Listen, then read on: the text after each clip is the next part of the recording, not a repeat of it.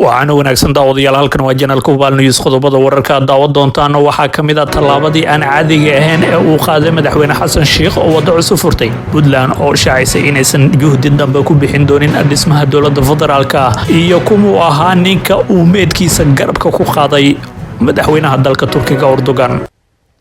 qodobadaad maqasheen waxay ahaayeen kuwii ugu door corona warka janalka Ubaal News fadlan daawade haddaad nagu cusubtaan nagu soo biro kamid noqo saaxiibada hela wararka aanu ku baahina janalkan aragtidiina halka oo nagu reebo muuqaalkana sii share gareeyo oo la wadaaga asxaabtiina laagtiina waa inoo muhiim haatan ku soo dhawaada qodobadaad maqasheen oo faahfaahsan madaxweynaha Soomaaliya Xasan Sheikh Maxamuud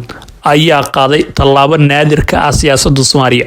isagoo shacabka Soomaaliyeed si daacadnimo ugu wargeliyay xaalad ay adkaan lahayd inay ogaadaan haddii aanu sidaasi u sameyn lahayn waxaan dhammaan shacabka Soomaaliyeed ee sharafta leh la wadaagaya in baaritaano la igu sameeyay lagu xaqiijiyay in la iga helay COVID-19 intaasi waxa dheer inaan caafimaad qabo oo aan sii wadi doono shaqada aan u hayo qaranka iyo ummadda Soomaaliyeed aniga oo raacaya habraacyada caafimaad ee la xiriira COVID-19 ayuu yiri madaxweynaha oo qoraal soo dhigay bartiisa Facebook tallaabada uu qaaday Xasan Sheikh waxay aad uga duwan tahay habdhaqankii madaxweynihii isaga ka horeeyay ee Maxamed Cabdullaahi Farmaajo oo siyaasad wax qarin ah iyo in laga dhuunto bulshada iyo warbaahinta ay ka gooneed ka sokow inuu sheegay xanuunka madaxweyne Xasan Sheikh wuxuu sidoo kale ka soo degay qayb gaar ah oo kamid ah garoonka Aadan Cadde isagoo oo ilaalinaya badqabka shacabka iyo shaqaalaha garoonka madaxweynaha ayaa sidoo kale la socday diyaarad gaar ah isagoo diyaaradii siday uu la gudubtay goob gaar ah oo ku taalo hangarka Avasione isaga oo halkaas toos uga aaday Villa Soomaaliya si uu u ilaaliyo badqabka shacabkiisa oo ay ku jiraan shaqaalaha garoonka Aadan Cabdulle madaxweyne Xasan Sheikh wuxuu qalbiyada shacabka Soomaaliyeed u muujiyay inay xaq u leeyihiin inay ogaadaan xaaladda madaxdooda iyo dowladooda taas oo sahlaysa in la xisaabtamo falcelinta ka dhalatay wargelintiisa ayaa gabi ahaan ahayd mid togan oo uu helay ducada malaayiin badan oo qalbiyadooda daqiiqada ka buuxisay kalsooni badan oo ay u qaadeen madaxweynahooda waxaa sidoo kale xusid mudan in Xasan Sheikh uu soo kordhiyay in afayeenkiisa uu shir jaraa'id u qabto warbaahinta si joogto ah oo su'aalo ay weydiiyaan taasi oo u sahleysay inay jawaabo u helaan arrimaha mugdiga ku jira warbaahinta waana wax aan hore uga dhicin maamulkii isaga ka horeeyay inkastoo ay tahay xilli hore haddana madaxweyne Xasan Sheikh wuxuu nidaamka dowladda ee Soomaaliya ka dhigaya mid la mid ah kuwa kale ee caalamka oo ah nidaam ku dhisan daafurnaan dimuqraadiyad ogaansho iyo isxisaabtan Xasan Sheikh waxa kale oo saacidaya inaysan jirin wax uu qarinayo ama qaladaad ka dhacay oo uu shacabka kala dhuumanayo taas oo siinaysa kalsooni ah inuu shacabka la hadli karo xilli kasta muddada ku dhow bil iyo barka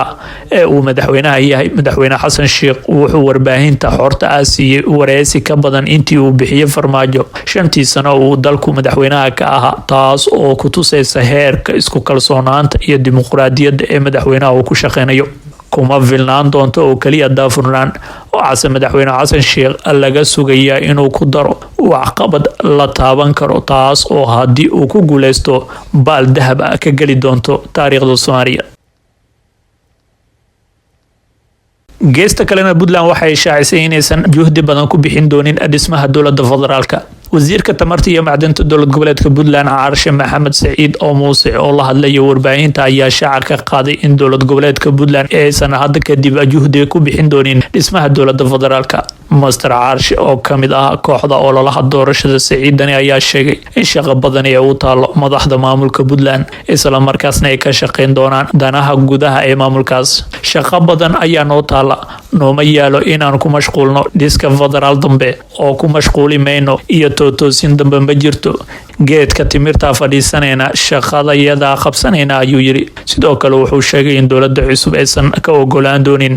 waxyaabihii ay ka diideen madaxweynihii hore ee Maxamed Cabdullaahi Farmaajo oo ay si weyn iskugu hayaan aragti siyaasadeed wixii qaldan waan sheegaynaa waxaan leenahay waxaas waa laga fiican yahay Farmaajo wax kale kuma diidaneen aragtiyo siyaasadeed ayaa lagu kala duwanaa haddii aragtiyo siyaasadeed oo lagu kala duwan yahay yimaadana waan tilmaameynaa marka wixii aan Farmaajo ka diidnay yaanan nagula dayin ayaan leenahay ayuu yiri Puntland ayaa qayb ka ahayd isbedelkii ka dhacay dalka kadib doorashadii madaxweyne xasan sheekh maxamuud oo wareegii ugu dambeeyay codad badan ka helay ciidani oo kamid ah musharaxiinta u soo gudubtay wareegga labaad ee doorashada Soomaaliya.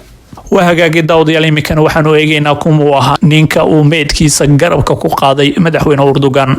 madaxweynaha dalka Turkiga Rajab Tayyip Erdogan ayaa jimcihii ka qayb galay aaska hogaamiyihii bulshada islaamiga ahaa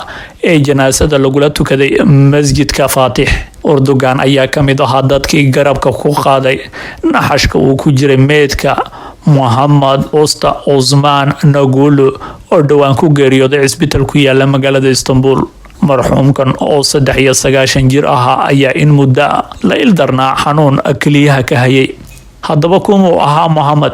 Sheikh Muhammad waxa uu kamid ahaa wadaadiimeedyada ugu caansan dalka Turkiga. bulsho aad u badan ayaana ku xirnaayeen. waxa uu ahaa aasaasaha iyo hogaamiyaha bulshada islaamiga ah ee ku tixan nidaamka diimeedka ee dariiqada Naqshbandi ee dalka Turkiga. bulshadan waxa 1980 meeyadii aasaasay wadaadka aaskiisa uu ka qayb galay madaxweyne Erdogan. Usta Osman Nagulu waxa uu magaalada Tavzanli ee dalka Turkiga ku dhashay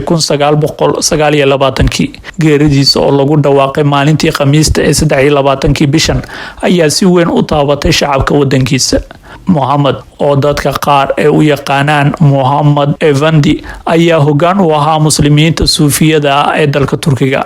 jameecadiisa islaamiga oo saldhigoodu yahay magaalada Istanbul ayaa saameyn aad u weyn ku leh dalkaasi. meedka Sheikh Maxamed ayaana jimcihii lagu aasay qabuuraha Indirnagabi halkaas oo ay goobjoog ka ahaayeen madaxda xisbiga talada haya ee dalka Turkiga.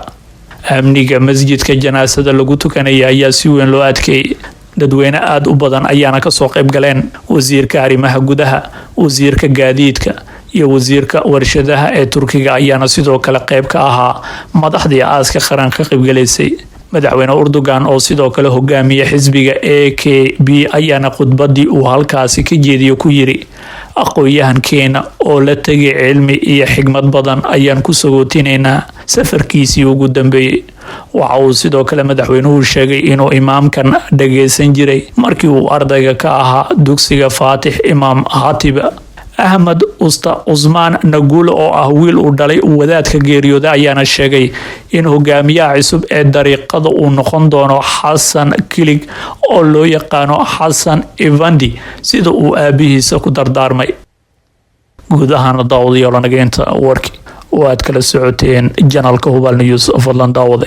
haddaad nagu cusubtahay nagu soo biro ka mid noqo saaxiibada hela wararkaan ugu baahina janalkan aragtidiina halka hoose nagu reebo muuqaalkana sii share gareeya laagtiinana waa inoo muhiim waana ku mahadsantihiin daawashadii la socodka warka janalka Hubaal News.